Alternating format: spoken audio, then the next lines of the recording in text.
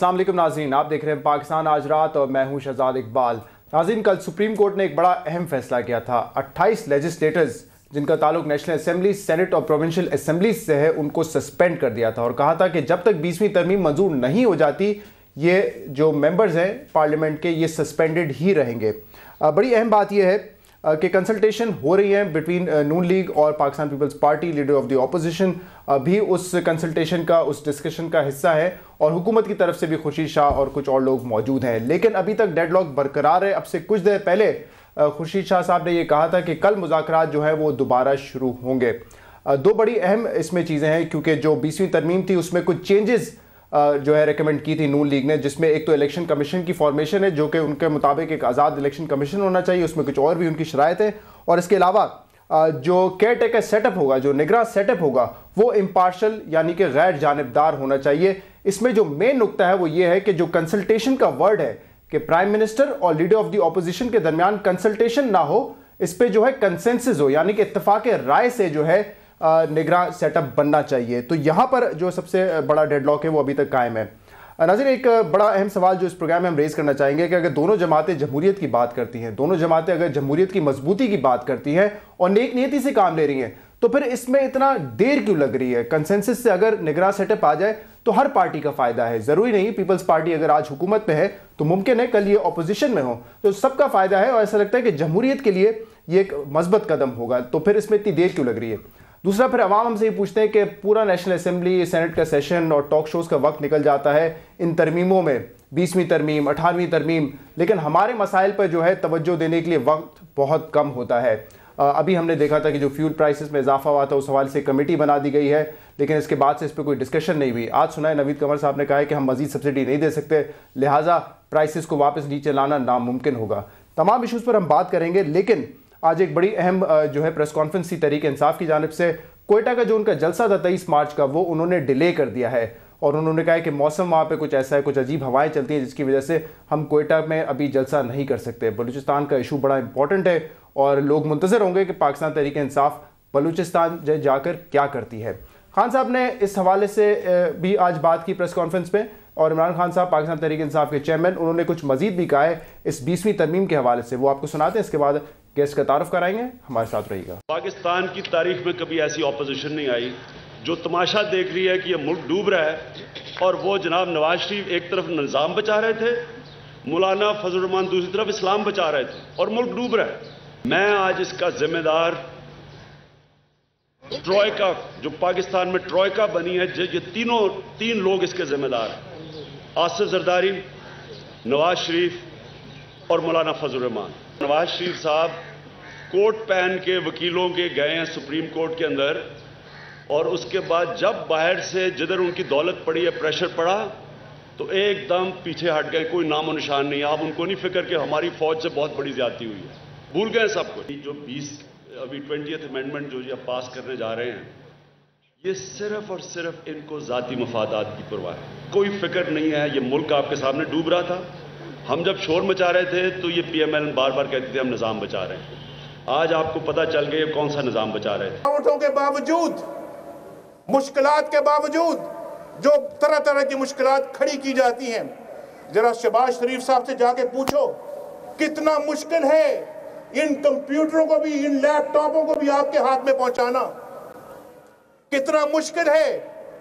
वहां से रुकावटें पैदा की जाती हैं, मुश्किलात आती हैं, लेकिन आफरीन है शहबाज शरीफ के ऊपर जो उन मुश्किलात को अबूर करता चला जाता है, रुकावटों को तोड़ता चला जाता है, लेकिन अपनी इस कौम को आगे ले जाने के लिए बड़ा पुरज़म है। यहाँ तब्दीली की बात करने वाले और बहुत हैं, ये तब्दीली का नाम लेने वाले बहुत हैं, जो आपको मुख्तलिफ किस्म के ड्रामे दिखाते हैं, आपको नौजवान नस्ल को अजीब व गरीब किस्म के ख्वाब दिखाते हैं।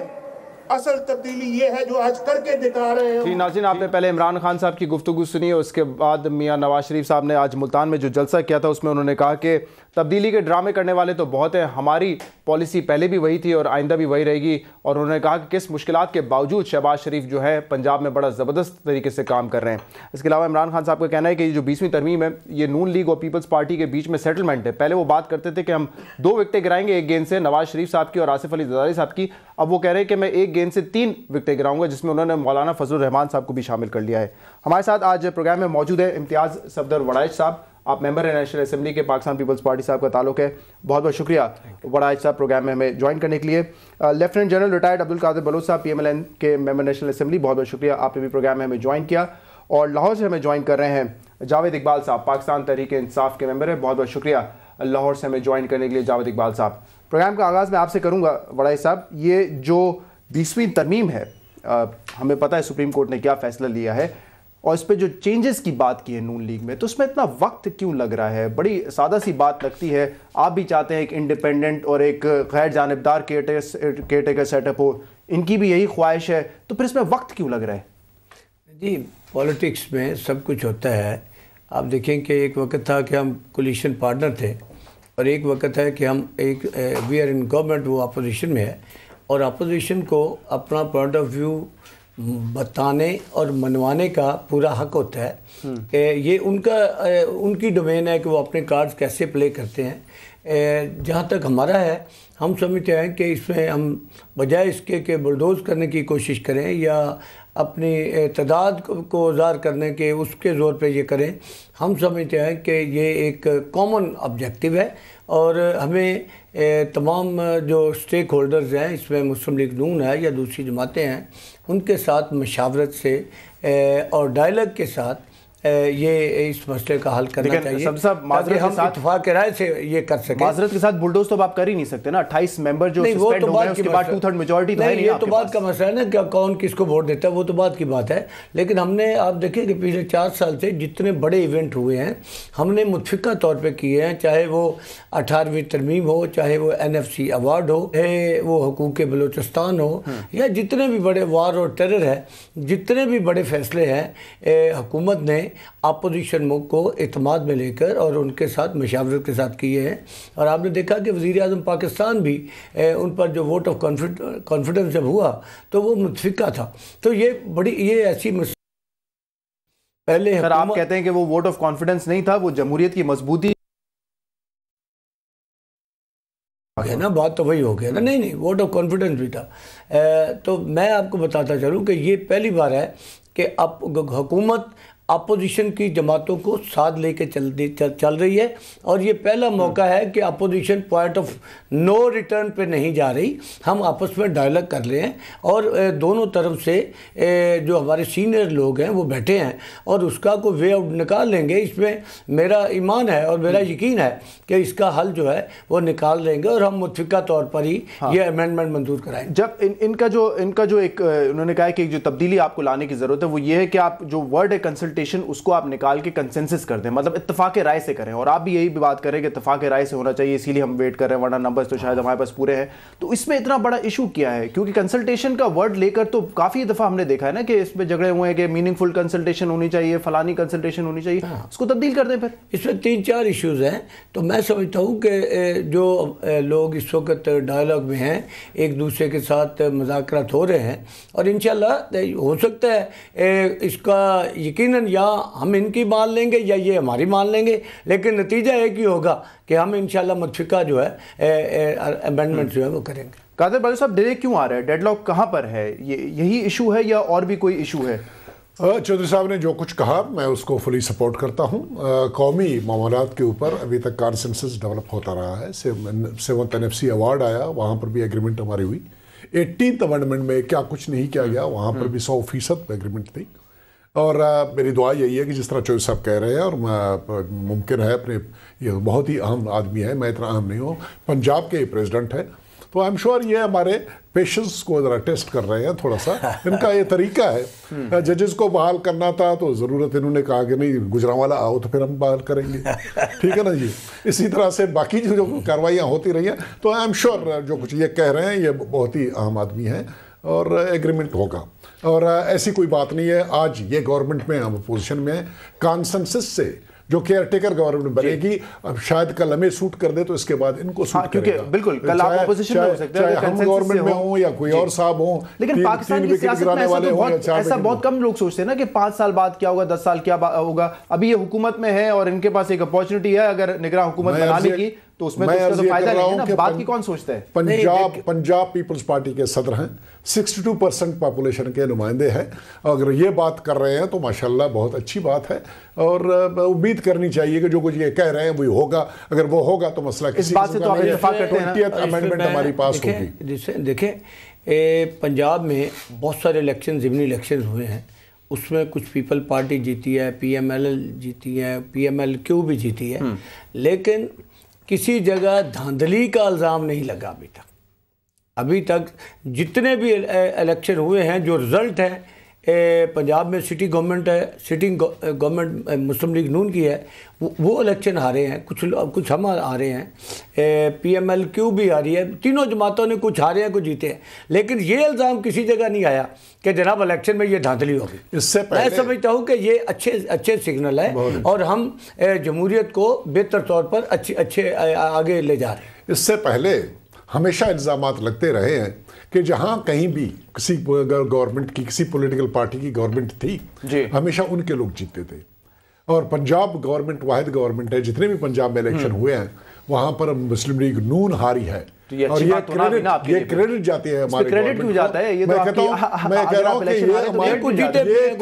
ये क्रेडिट हमारे गवर्नमेंट को जाती है, पंजाब गवर्नमेंट को, कि जहां पर चौधरी साहब खुद मान रहे हैं कि ये इल्जाम नहीं लगाए जा सकते। मतलब ट्रांसपेरेंट इलेक्शन हुए इसलिए आप लोग आ रहे हैं। इलेक्शन होते रहे हैं क्योंकि हम उस पर बिलीव करते हैं।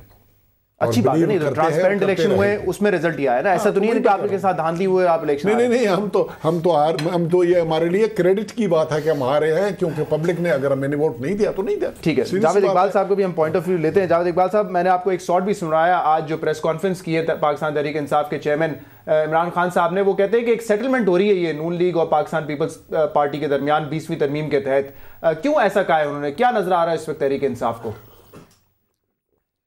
देखिए, ये तो इमरान खान साहब 4 साल से फरमा रहे हैं और ये बिल्कुल जो आप देख लें कि जो 63 साल में जो चीज़ें नहीं हुई और इस तरह का बेड़ा गर्क पाकिस्तान का नहीं हुआ, इस तरह के इदारों की तबाही नहीं हुई, इस तरह अमन आमा की तबाही नहीं हुई, इसी तरह जो आप देख लें कि लोगों का जान माल वो तहफ़्फ़ुज़ ना रहा।